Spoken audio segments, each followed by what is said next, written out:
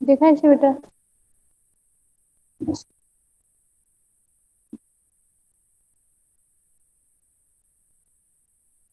ત્રીજો પાઠ છે. ભારતમાં રાષ્ટ્રવાદ. પાઠ 3 ભારતમાં રાષ્ટ્રવાદ. રાષ્ટ્રવાદ એટલે શું? કોને ખબર છે રાષ્ટ્રવાદ કોને કહેવાય? તો અહીંયા જો પેલું જ લખ્યું છે કે રાષ્ટ્રવાદ એટલે શું?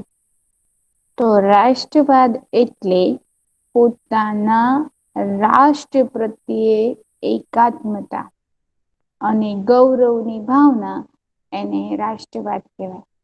કે મારો દેશ છે ભારત એના પર મને ગર્વ છે. કેમ? તો મારા દેશમાં એકતા છે. મારા દેશમાં એવી કુદરતી જે છે સંસાધનો છે કે જેના દ્વારા હું જીવન ટકાવી શકું છું. અને મારી જરૂરિયાતો જે છે જીવન ટકાવી રાખવાની એ ઈઝીલી મળી રહે છે. મને અહીં આગળ જે છે મને મારા દેશ પ્રત્યે ગૌરવ છે, મને મારા દેશ પ્રત્યે લાગણી છે.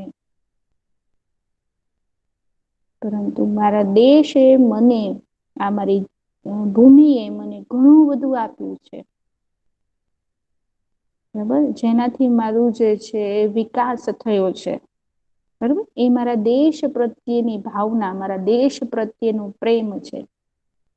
કે હું એમ માનું છું મને મારા દેશ માટે એટલા માટે ગર્વ છે કે અહીંયા આગળ બધા હળી મળીને રહે છે. જુદા જુદા ધર્મના હોવા છતાં બધા હળી મળીને રહે છે. એકબીજાને દુઃખ સુખમાં સપોર્ટ કરે છે, સહારો આપે છે. એકબીજાના આંસુ લૂછે છે. મારા દેશની ભૂમિ એવી છે કે જે મને મારું પોષણ કરે છે. મને આશ્રય સ્થાન આપ્યું છે. બરાબર, તો મને મારા દેશ માટે ગર્વ છે એટલે કે ગૌરવની ભાવના, એકાત્મકતાની ભાવના કે અમે બધા એક છીએ.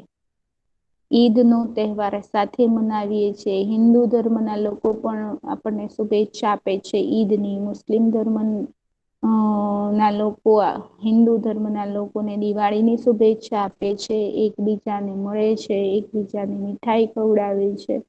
બરાબર,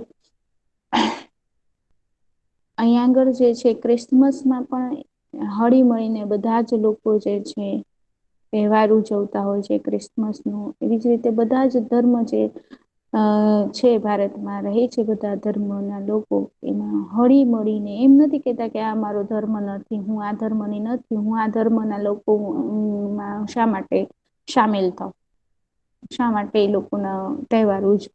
બરાબર, ના બધા હળી મળીને એકબીજાનો સપોર્ટ કરે છે, એકબીજાની મદદ કરે છે ને હળી મળીને શાંતિથી રહે છે. બરાબર, એટલે મને મારા દેશ પ્રત્યે જે છે એકાત્મતાનો ગર્વ છે અને સંસ્કૃતિનો ગર્વ છે. બરાબર, હવે એ પોતાના દેશ માટે ભારતના લોકો પોતાના દેશ માટે જરૂર પડે ત્યારે પોતાના તન, મન અને ધન ન્યછાવર કરવા તૈયાર હોવાની ભાવના રહેલી છે. બરાબર, અને એ ભાવનાને શું કહેવામાં આવે છે? રાષ્ટ્રવાદ. બરાબર, પોતાના દેશ પ્રત્યે ગૌરવની ભાવના, એકાત્મકતાની ભાવના અને જરૂર પડે પોતાના દેશ માટે ભારતીયો બરાબર પોતાનું તન, મન અને ધન નછાવર કરી દેવા માટે તૈયાર રહે છે. એ ભાવનાને જ રાષ્ટ્રવાદ કહેવામાં આવે છે. હવે આ જે ભારતમાં રાષ્ટ્રવાદ, બરાબર, એ રાષ્ટ્રવાદ શું છે મેં આ તમને સમજાવ્યું. બરાબર, કે રાષ્ટ્રવાદ કોને કહેવાય. હવે આ પાઠમાં આપણે શું શીખવાનું છે? તો આ પાઠમાં આપણે શીખવાનું છે કે અંગ્રેજો ભારતમાં વેપાર કરવા માટે આવ્યા હતા. તમને બધાને ખબર છે કે અંગ્રેજો ભારતમાં શા માટે આવ્યા હતા? તો અંગ્રેજો ભારતમાં જે છે વેપાર કરવા માટે આવ્યા હતા. પરંતુ આપણે જોયું કે અંગ્રેજોએ વેપાર ને બદલે એ લોકોએ સત્તા જમાવી, શાસન કર્યું. એ આવ્યા તો વેપાર કરવા. સત્ર એકમાં જોયું હતું આપણે ઇતિહાસમાં. અંગ્રેજો આવ્યા તા વેપાર કરવા, પરંતુ કરવા લાગ્યા શાસન. કેવી રીતે? એ પણ જોયું હતું કે કેવી રીતે એ લોકો પગ પેસારો કર્યો. પ્લાસી નું યુદ્ધ જોયું હતું, બક્સર નું યુદ્ધ જોયું હતું. બરાબર. પ્લાસી ના યુદ્ધ પછી જ અને બક્સર ના યુદ્ધ પછી જ અ અંગ્રેજોને દીવાની સત્તા મળી. બરાબર. એ લોકોને બંગાળનું શાસન મળ્યું. બરાબર. અને એ લોકો એ પોતાનો જે સત્તામાં પગ પેસારો કર્યો. પ્લાસી ના યુદ્ધ થી ને પ્લાસી નું યુદ્ધ આપણે સત્ર એકમાં જોયું 1757 થયું હતું.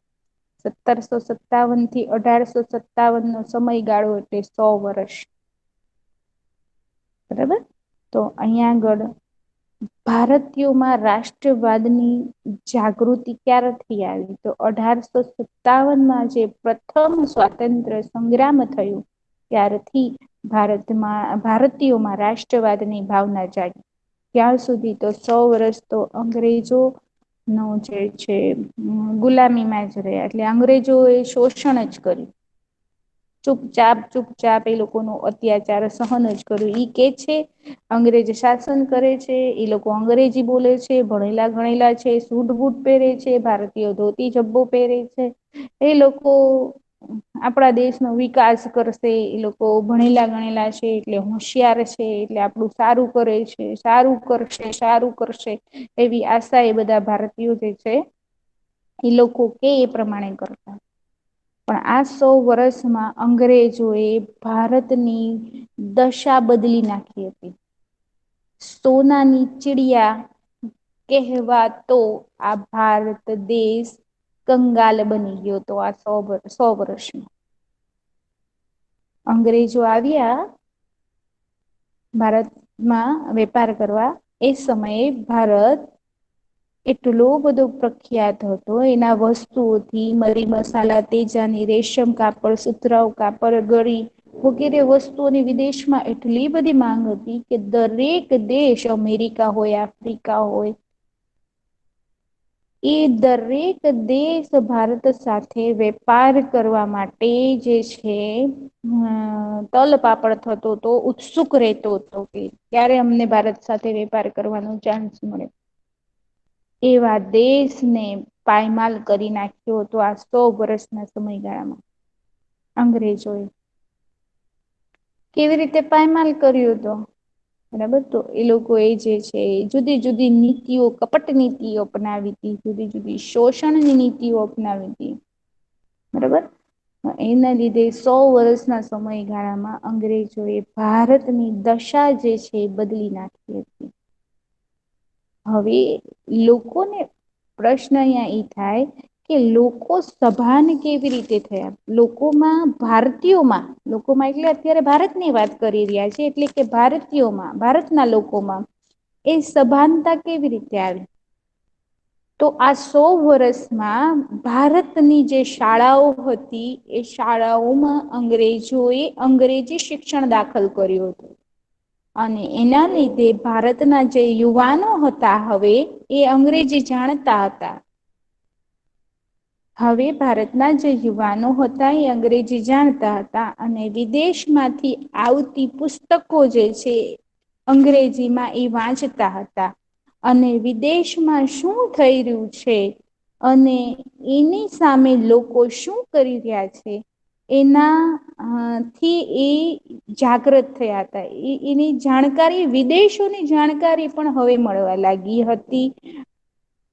બરાબર. એટલે તે વખતે શું થયું હતું? તો અમેરિકામાં લોકશાહી સ્થપાઈ હતી. કે લોકોથી, લોકો વડે અને લોકો દ્વારા ચાલતું શાસન. બરાબર. અત્યારે આપણા ભારતમાં છે એ. તો તે વખતે લોકશાહી હતી. એટલે લોકો કે એ પ્રમાણે થતું હતું. લોકો ચૂંટે એ નેતા હતું ને એ લોકો કે લોકોની મરજીથી જ એનો લીડર જે છે ચૂંટાય અને એના દ્વારા શાસન થતું હતું. તો એ તો બહુ સારું કેવાય. આ તો અંગ્રેજોના ગુલામ બનીને જ રહ્યા હતા ભારતીયો. બરાબર. બીજું કે ફ્રાન્સમાં ક્રાંતિ થઈ હતી. તો ફ્રાન્સમાં ક્રાંતિ થઈ એટલે ફ્રાન્સને જે છે પોતાના જે શોષણ થતું હતું ફ્રાન્સનું, એમાંથી એ આઝાદ થયું. કેવી રીતે? તો ભાઈ ત્યાં આગળ જે છે એ ત્યાંના લોકોને બંધુત્વની ભાવના જન્મી, સમાનતાની ભાવના અને સ્વતંત્રતાની ભાવનાથી ભારતીયોએ પ્રેરણા લીધી કે ફ્રાન્સમાં જો આવું પોસિબલ હોય ને એના જેવું આપણે કરીએ તો આપણને પણ અંગ્રેજોની ગુલામીમાંથી સ્વતંત્રતા મળે, આપણને આઝાદી મળે, આપણે પણ આપણી મરજીથી જીવી શકીએ. બરોબર, આ તો બહુ થઈ ગયું એમ અંગ્રેજોનું શોષણ. બરાબર, તો ફ્રાન્સની જે છે મહાક્રાંતિ, જે વિશ્વની બે મહાક્રાંતિઓ કહેવાય કે એક અમેરિકાની અને એક ફ્રાન્સની. અમેરિકામાં ક્રાંતિ આવી એના પછી લોકશાહી સ્થપાય અને ફ્રાન્સમાં ક્રાંતિ પછી ફ્રાન્સના લોકોને જે છે આઝાદી મળી. બરાબર, સ્વતંત્રતા, સમાનતા, બંધુત્વ. બરાબર, એનું ડિટેલ્સ છે ને આપણે ઈ 9માં ભણવાનું છે કે ફ્રાન્સની ક્રાંતિ શું છે, રશિયન ક્રાંતિ, ફ્રાન્સની ક્રાંતિ, બધું આપણે 9માં ભણીશું. બરાબર, ડિટેલમાં. તો અહીંયા આગળ જે છે આગળ જોઈએ કે ભારતમાં રાષ્ટ્રીય જાગૃતિના પરિબળો ખાસ કરીને ઈસવીસન 1857ના પ્રથમ સ્વતંત્રતા સંગ્રામ વિકાસ પામ્યા હતા. તો 1757માં પ્રથમ યુદ્ધ થયું હતું અંગ્રેજો અને બંગાળના નવાબ રાજા સિરાજુદ્દૌલા સાથે. ત્યાં આગળથી જ સત્તા મેળવી હતી અંગ્રેજોએ 1757. એના પછી બક્સરનું યુદ્ધ થયું તો દીવાની સત્તા મળી. એટલે અને અહીંયા 1857ની આંકડાકીય માહિતી લખી છે. એટલે એ બંને વચ્ચેનો સમય કેટલો? 100 વર્ષ. 100 વર્ષમાં લોકોને ખબર પડી ગઈ કે આ જે અમારા શાસક છે એ બરાબર નથી. બરાબર, અને લોકોમાં જે છે પોતાના દેશના માટે ભાવના જાગી. બરાબર,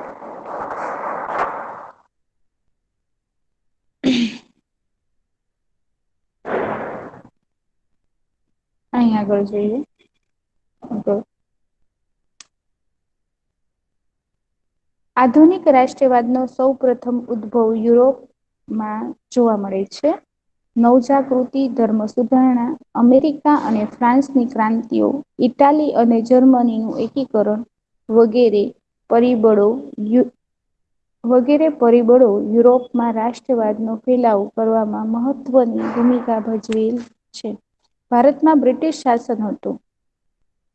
ભારતમાં બ્રિટિશ શાસન હતું, અંગ્રેજી શાસન હતું. બ્રિટિશ ઈસ્ટ ઇન્ડિયા કંપની જે છે બેટા, બ્રિટિશ શાસન એટલે બ્રિટિશરો એટલે અંગ્રેજોનું શાસન ભારત પર હતું. એ લોકોએ શું કર્યું હતું કે બ્રિટિશ ઈસ્ટ ઇન્ડિયા કંપનીની સ્થાપના કરી હતી ઈસવીસન 1600માં ઇંગ્લેન્ડમાં. બરાબર, અને એ કંપનીમાંથી દર વખતે જે છે ભારતમાં ગવર્નર મોકલવામાં આવતા હતા. ભારતમાં ગવર્નર તરીકે એક એક વ્યક્તિને ગવર્નર તરીકે મોકલવામાં આવતા હતા. એ ગવર્નર ભારત પર જે છે દેખરેખ રાખતું હતું. જે ઈસ્ટ ઇન્ડિયા કંપની એ રૂલ્સ બનાવ્યા હોય ભારત માટે એ લાવીને અહીંયા લાદતા હતા એ ગવર્નરો. બરાબર, ભારતના બ્રિટિશ શાસન હતું ને બ્રિટિશના સંપર્કને પરિણામે ભારત રાજકીય, સામાજિક અને ધાર્મિક અને આર્થિક દ્રષ્ટિકોણમાં ફેરફાર થયો હતો. કે બ્રિટિશના સંપર્કને લીધે, બ્રિટિશરોના સંપર્કને લીધે શું થયું હતું કે ભારતીયો જે હતા એમાં રાજકીય, સામાજિક, ધાર્મિક અને આર્થિક દ્રષ્ટિકોણમાં ફેરફાર આવ્યો હતો. ઘણા લોકો ઘણા ભારતીયો એવા હતા જે પાશ્ચાત્ય સંસ્કૃતિ તરફ વળી ગયા હતા.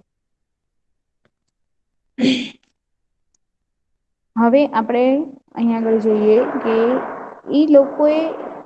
ઘણા ભારતીય લોકોએ જે છે શિક્ષણ પણ મેળવ્યું હતું, ઇંગ્લિશ શિક્ષણ મેળવ્યું હતું. એનાથી તો જો કે આપણને ફાયદો જ થયો, બીજા દેશોને માહિતગાર થયા આપણે. બરાબર,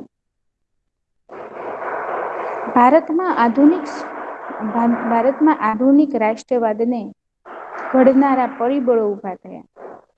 અને એને લીધે શું થયું? ભારતમાં આધુનિક રાષ્ટ્રવાદને ઘડનારા પરિબળો ઊભા થયા. આપણા દેશમાં આપણું રાજ્ય એટલે સ્વરાજ્ય. આ પ્રશ્ન પૂછાય છે.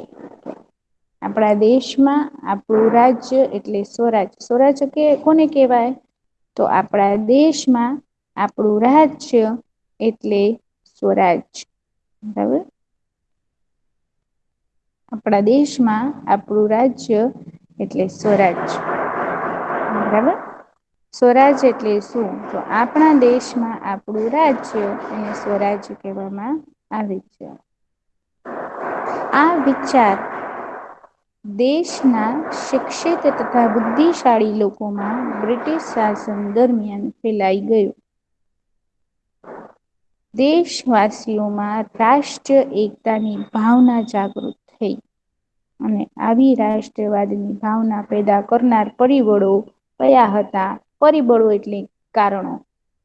એ રાષ્ટ્રવાદની ભાવના પેદા કરનાર, ઉદ્ભવનાર પરિબળો. પરિબળો કયો કે કારણો કયો એક જ.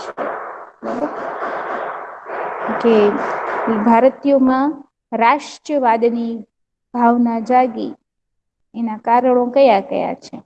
તો એમાં બે કારણો છે. એક રાજકીય કારણ અને એક આર્થિક કારણ. આપણે જોઈએ કે અહીંયા આગળ અંગ્રેજો જે છે ભારત માં 100 વર્ષ સુધી અત્યારે અહીંયા આંકડાકીય માહિતી છે એ પ્રમાણે કે 1757 થી 1857 નો 100 વર્ષનો સમયગાળો. એમાં લોકો પર કેટલા બધા અત્યાચાર કર્યા. ખેડૂતો સાથે શું કર્યું? વેપારીઓ સાથે શું કર્યું? ગૃહ અને કુટીર ઉદ્યોગો કેવી રીતે નાશ પામ્યા? વેપારી કેવી રીતે બેકાર બન્યા?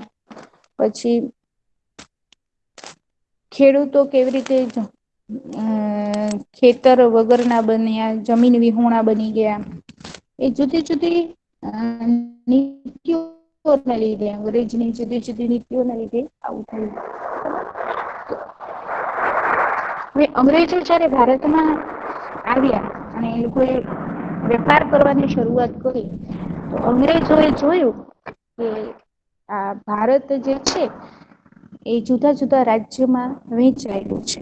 બરાબર ને? 562 રજવાડા હતા. કેટલા હતા તે વખતે? 562 દેશી રજવાડા હતા. જ્યારે ભારતનું એકીકરણ કરવામાં આવ્યું, ભારતને એક સંઘ બનાવવામાં આવ્યું ત્યારે. બરાબર. હવે એ 562 દેશી રજવાડા હતા. એમાં જુદા જુદા રાજાઓ રાજ કરતા હતા. એમાં કોઈ એક રાજ્ય બહુ મોટું હોય અને કોઈ એક રાજ્ય એવું હોય કે સાવ નાનકડા ગામડા જેવું હોય, એમાંય રાજા રાજ કરતો. એટલા બધા રાજાઓ જે હતા એ રાજાઓ અંદરો અંદર લડતા હતા. કારણ કે રાજા તે વખતે શું ચાલતું હતું કે એક રાજા બીજા રાજા પર કોઈ પણ કારણસર મતભેદ થાય તો આક્રમણ જ કરે અને એનું રાજ્ય પોતાના રાજ્યમાં સામેલ કરી દે. એટલે એના રાજ્યનો વિસ્તાર થઈ જાય, એનું રાજ્ય મોટું થઈ જાય. બરાબર. તો એવી જ રીતે રાજાઓમાં સંપ નહોતો. એ લોકો અંદરો અંદર લડતા હતા. અંગ્રેજો જે ભારતમાં વેપાર કરવા માટે આવ્યા હતા, એમણે જોયું કે ભારત પાસે તો બહુ સમૃદ્ધિ છે, બહુ જ પૈસો છે, ખુબ જ સરસ જમીન છે, કે આટલું બધું જે છે ઉત્પાદન થાય છે. બરાબર. અહીંયા આગળના લોકો પણ આટલા બધા હોશિયાર છે. અહિયાંની સંસ્કૃતિ પણ એટલી બધી સારી છે. પરંતુ અહીંયા આગળના રાજા જે છે એ અંદરો અંદર લડે છે. એ લોકોમાં સંપ નથી, એકતા નથી. અને જ્યાં એકતા ન હોય ને ત્યાં શું થાય ખબર છે? કોઈ બીજી વ્યક્તિ આવીને એનો લાભ લઈ જાય. એવું જ થયું કે રાજાઓ અંદર અંદર લડતા હતા, એનો લાભ અંગ્રેજો એ લઈ લીધો. ને શું કર્યું અંગ્રેજો એ? તો એ ભારત પર સત્તા જમાવી અને એમાં પેલું જ આક્રમણ છે એ બંગાળ પર કર્યું. તો શું કર્યું? તો તે વખતે બંગાળામાં સિરાજુદ્દૌલા હતા અને એની સાથે પ્રથમ જે છે અંગ્રેજોનું જે છે યુદ્ધ થયું હતું 1757 સિરાજુદ્દૌલા અને અંગ્રેજો વચ્ચે પ્લાસીનું યુદ્ધ થયું. હવે સિરાજુદ્દૌલાને જે છે ડાયરેક્ટ હરાવું ને એ બહુ મુશ્કેલ હતું. કારણ કે એ બહુ શક્તિશાળી રાજા હતો, બહુ તાકતવર હતો. ને અંગ્રેજોનું જે છે સિરાજુદ્દૌલાની આગળ અંગ્રેજોનું કઈ ન આવ્યું. બરાબર, એટલે બહુ જ બાહોશ, બહુ હોશિયાર, બુદ્ધિશાળી અને બહુ તાકતવર રાજા હતો. તો એને કેવી રીતે હરાવું?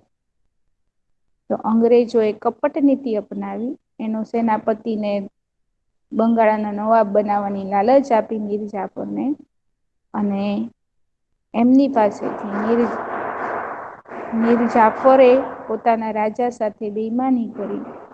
એટલા માટે સિરાજુદ્દૌલા હારી ગયો.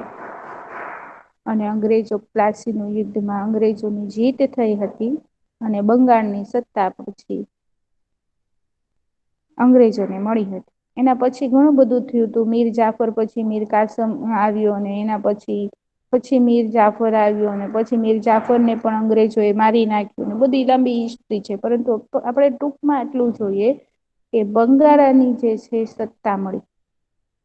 એવી જ રીતે ધીમે ધીમે બધા જ રાજાઓને અંદરો અંદર લડાવ્યા. અને એક રાજ્ય બીજો રાજ્ય એમ કરતા કરતા ભારતના અનેક વિસ્તારો પર અંગ્રેજોએ પોતાની સત્તા જમાવી. લોકો આ બધું જોતા જ તા. લોકો જાણતા જ તા કે આ શું થઈ રહ્યું છે. બરાબર, પણ એ લોકો કઈ કરી શકતા નહોતા. બરાબર, એ લોકો પાસે એક કોઈ એક એવું કારણ નહોતું કે એનાથી એ અંગ્રેજોનું જે છે વિરોધ કરી શકે. બરાબર, તો અંગ્રેજો એ શું કર્યું? તો અંગ્રેજોએ શાસન પહેલા આપણા દેશમાં રાજકીય એકતાનો અભાવ હતો. ભારતમાં નાના મોટા રજવાડાઓમાં વહેંચાયેલું હતું. ભારત નાના મોટા રજવાડાઓમાં વહેંચાયેલું હતું. અંગ્રેજોએ ભારતના ઘણા રાજવીઓને હરાવ્યા. બરાબર, અને મોટા ભાગ ઉપર ભારતના મોટા ભાગ ઉપર પ્રત્યક્ષ કે પરોક્ષ અંકુશ લીધો. પ્રત્યક્ષ એટલે ડાયરેક્ટ. જેવી જ રીતે જેમ કે બંગાળ પર ડાયરેક્ટ એ લોકો ગાદી પર આવી ગયા. મીર જાફર ને મીર કાસમ નું ટોપિક પૂરું થયું. પછી એ ડાયરેક્ટ સત્તા પર બેસી ગયા બંગાળની. બરાબર, પરોક્ષ રીતે એટલે કોઈ રાજા એમ કે મારે આવું બધી રાજનીતિમાં જે છે ઇન્ટરેસ્ટ નથી. અમારા રાજ્ય પર તમે આક્રમણ ન કરતા. અંગ્રેજો એવું કરાર કરે કે ભાઈ તારા રાજ્ય પર અમે આક્રમણ નહી કરીએ, પરંતુ તારે એજ કરવાનું જે અમે કહીએ. બરાબર, તો એ રાજા જે છે એજ કરતો કે ઈ રાજા પોતાના મરજીથી નિર્ણય ના લઈ શકે કે મારે કોની સાથે સંધિ કરવી, એટલે કે સુલેહ કરવી, કે મારે કયા રાજા સાથે જંગ કરવી એટલે યુદ્ધ કરવું. ઈ રાજા પોતે નિર્ણય ન લઈ શકે. એ અંગ્રેજોની અનુમતિ પેલા લેવી પડે પછી એટલે એને પરોક્ષ રીતે અંકુશ કહેવાય. બરાબર, એ રાજ્ય પર પરોક્ષ રીતે એટલે ગાદી પર તો આપણને એ આપણો રાજા જ દેખાય, દેશી રાજા જ દેખાય, ભારત નો રાજા જ દેખાય. પણ રાજા શું કરે? જે અંગ્રેજો કે ઈજ કરે. કેમ? તો એ પેલા કરાર થયું હોય. બરાબર, અંગ્રેજોના તાબા હેઠળ એક સરખું વહીવટ તંત્ર અમલમાં આવ્યું. મેં કીધું ને કે ઈસ્ટ ઇન્ડિયા કંપનીમાંથી જે રૂલ્સ હોય એ બને એ ભારત પર લાદવામાં આવતા. એક સરખું બધા રાજ્ય પેલાના સમયમાં રજવાડા હતા, રાજા હતા. તો એક રાજ્ય હોય, દાખલા તરીકે કાશ્મીર છે. એના જે રાજા હોય એ રાજા ના નિયમો અલગ હોય. જ રીતે ગુજરાત નો રાજા હોય આ બાજુ પશ્ચિમ સાઈડ ગુજરાત છે. ત્યાં આગળનો રાજા હોય એના નિયમ અલગ હોય. દક્ષિણ સાઈડમાં જે રાજ્ય હોય એનો રાજા હોય એના નિયમ અલગ હોય. મધ્યમાં હોય એનો અલગ હોય. એટલે જેટલા રાજ્ય જેટલા રજવાડા એટલા નિયમો.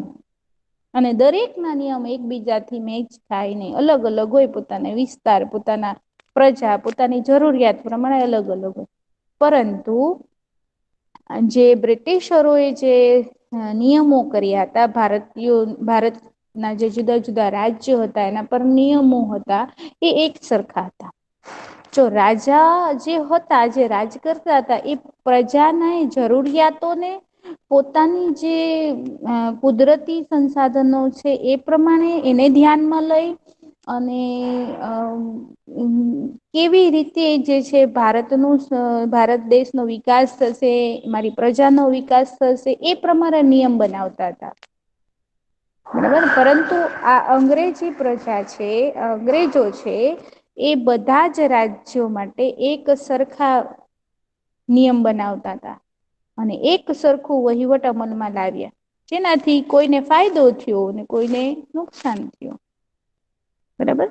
એટલે જેના કહીએ ને કે કારણ કે બધા જ લોકોની તે વખતે જરૂરિયાતો અલગ હતી, બધા જ લોકોની જે છે રહેણી કરણી વિચારો બધા અલગ હતા. એટલે જો અંગ્રેજી શિક્ષણ દાખલ કર્યું તો ઘણા રૂઢિચુસ્ત હતા, એ લોકો એક્સેપ્ટ ન કર્યું. એ લોકો માટે એ નિયમ સારો ન હતો. બરાબર. જેને લીધું એ શિક્ષિત થઈ ગયા. બરાબર. તો અંગ્રેજ શાસનનો અનુભવ એકંદરે સારો ન હતો ભારતીયો માટે. બરાબર. અને આવા અનેક કારણોસર અંગ્રેજ શાસન સામેના એવા વિરોધ કરવામાં આવ્યો. અંગ્રેજ શાસન નો વિરોધ કરવામાં આવ્યો. શા માટે? તો એ લોકોનું શાસન જે છે એક હતું. એક જ દ્રષ્ટિકોણથી એ બધા જ ભારતના રાજ્યોના અને એની પ્રજાને જોતા હતા. પરંતુ એ પોસિબલ નહોતું. કારણ કે ભારતનું આખું જે છે ઉત્તરનું વાતાવરણ, દક્ષિણનું વાતાવરણ, પૂર્વ બાજુ, મધ્ય બાજુ, પશ્ચિમ બાજુ, ભારતનું જે વાતાવરણ બી જુદું હતું. ભારતના જે લોકોની જરૂરિયાત પણ જુદી જુદી હતી. એ લોકોના વિચારો પણ અલગ અલગ હતા. અને એક જ નિયમ બનાવીને એ નિયમ બધા ભારતીયો માટે તમે થોપી દો, એ ન ચાલે. બરાબર. કારણ કે એ બધાને ફાયદાકારક ન નીવડે.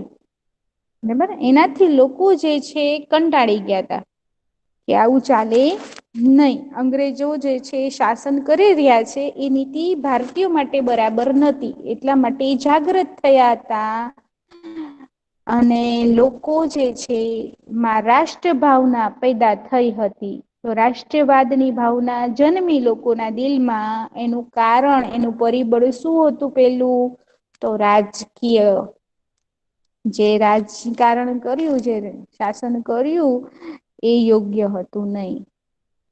બરાબર. હવે બીજું પરિબળ છે એ આર્થિક પરિબળ.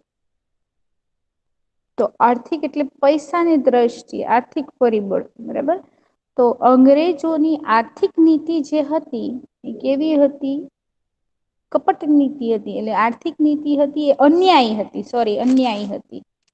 બરાબર. આર્થિક નીતિ હતી એ અન્યાયી હતી. કેવી રીતે અન્યાયી હતી? કોઈને ખબર છે? આર્થિક નીતિ કેવી રીતે અન્યાયી હતી? કોઈ વિદ્યાર્થી કહી શકશે?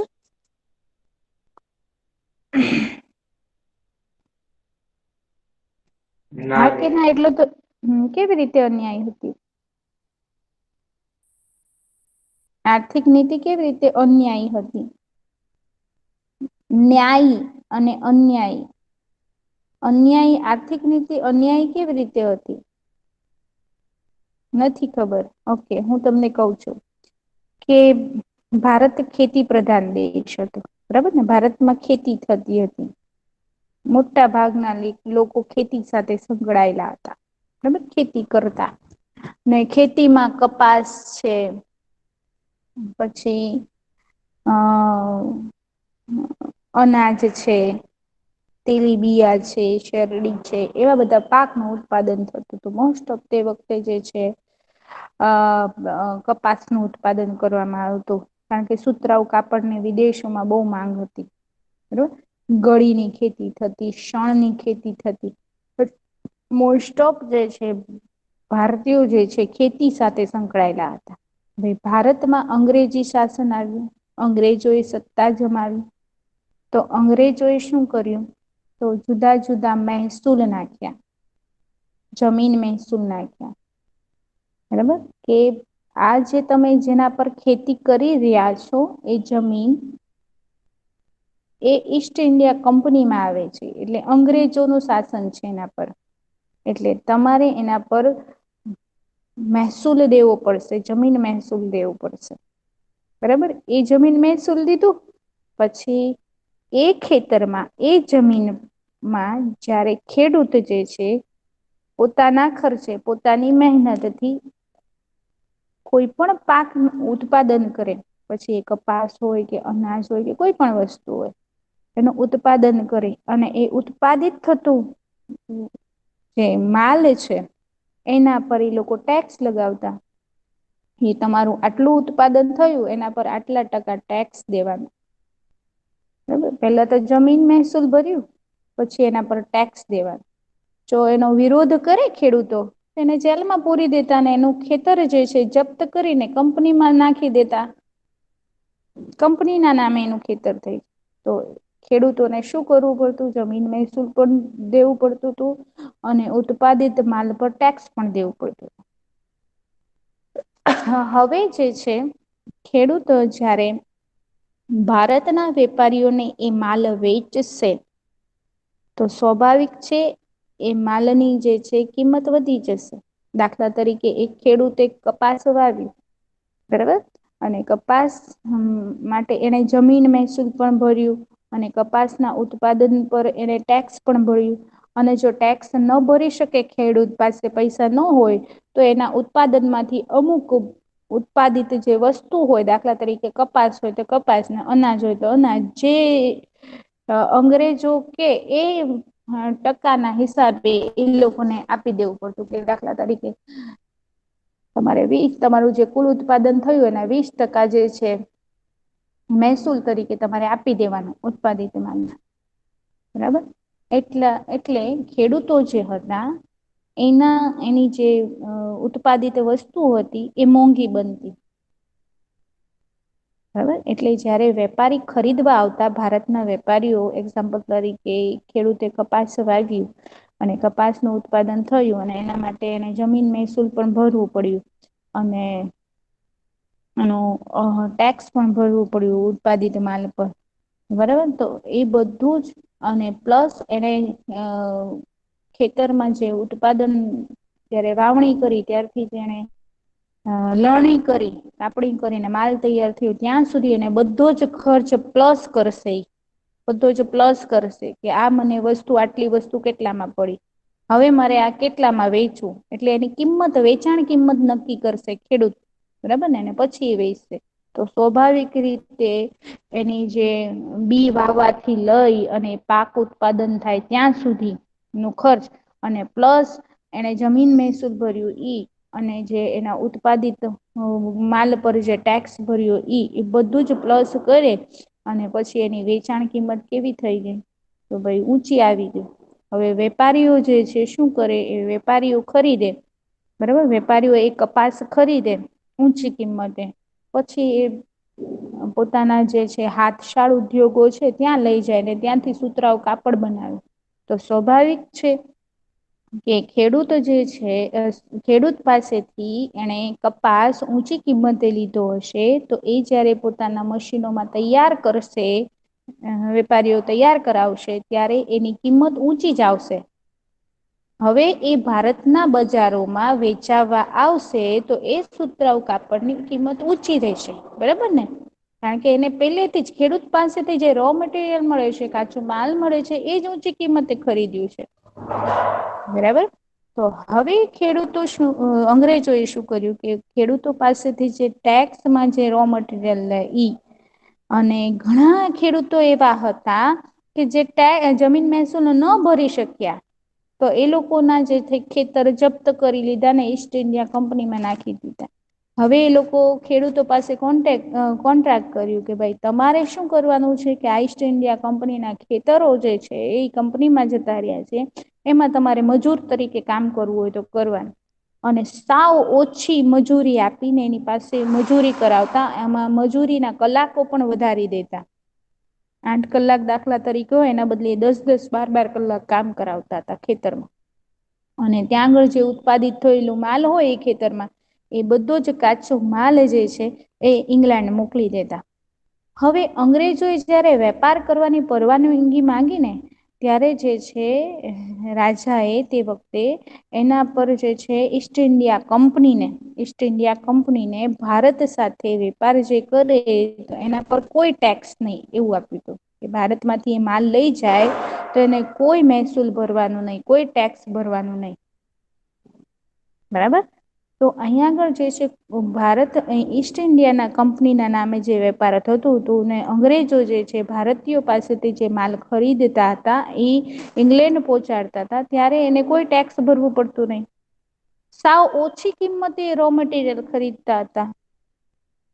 એટલે જયારે એ ઈંગ્લેન્ડ પહોંચતું અને ઈંગ્લેન્ડના મશીનોમાં ઝડપથી એ માલ તૈયાર થઈને ભારતના બજારોમાં વેચાવા આવતું ત્યારે તેની કિંમત બહુ ઊંચી હતી, સોરી બહુ નીચી હતી. ઈંગ્લેન્ડથી જે માલ તૈયાર થઈને આવે એની કિંમત બહુ નીચી થતી. કેમ? તો એને અંગ્રેજોએ જે કાચો માલ ખરીદ્યો હતો એ બહુ ઓછી કિંમતે ખરીદ્યો હતો, ફ્રીમાં ખરીદ્યો હતો. એને ભારતમાંથી ઈંગ્લેન્ડ સુધી પહોંચાડવાનું જો કોઈ ટેક્સ બી ભરવું પડ્યું નહીં. જો કે અહીંયા આગળના જે વેપારીઓ હોય એને ટેક્સ ભરવું પડતું હતું. બરાબર. તો અહીંયા આગળ જે ભારતમાં જે સુતરાઉ કાપડ તૈયાર થતું એની કિંમત વધારે થતી. કેમ? તો ખેડૂતોએ એને કાચો માલ જે વેચ્યો છે એ ઊંચી કિંમતે વેચ્યો છે. તૈયાર થઈને માલ આવ્યો છે સ્વાભાવિક રીતે એની કિંમત ઊંચી થાય. ત્યારે અંગ્રેજો એ બધું ફ્રીમાં ખરીદ્યું છે. બરાબર. ત્યાં આગળ ઈંગ્લેન્ડથી માલ તૈયાર થઈને આવે એ કિંમત ઊંચી હોય. એ રીતે ભારતમાં તૈયાર થયેલો સુતરાઉ કાપડ વેચાતો નહીં અને ઈંગ્લેન્ડથી તૈયાર થયેલું સુતરાઉ કાપડ એ વેચાતું હતું. એનું કારણ એ હતું એ સસ્તું હતું ભારતના કાપડની સરખામણીમાં. એટલે એવી કપટ નીતિને લીધે, એવી અન્યાય નીતિને લીધે વેપારમાં ભારતના ખેડૂતો પાયમાલ બન્યા અને જમીન વિહોણા બન્યા. હુનર ઉદ્યોગ અને ગૃહ ઉદ્યોગો પડી ભાંગ્યા અને વેપારીઓ જે હતા એ વેપારીઓ પણ બેકાર બન્યા.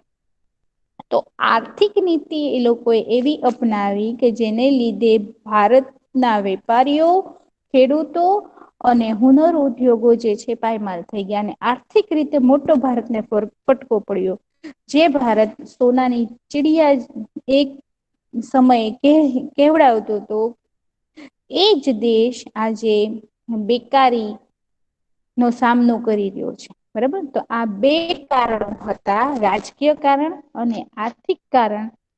એ બે કારણો લીધે ભારતીયોમાં એટલે કે ભારતની પ્રજામાં રાષ્ટ્રવાદની ભાવના જન્મી. બરાબર. તો આજે આ લેક્ચરમાં આપણે કે રાષ્ટ્રવાદ શું છે, રાષ્ટ્રવાદ કોને કહેવાય, બરાબર, અને સ્વરાજ એટલે શું, એ સ્વરાજ એટલે આપણું રાજ્ય. બરાબર.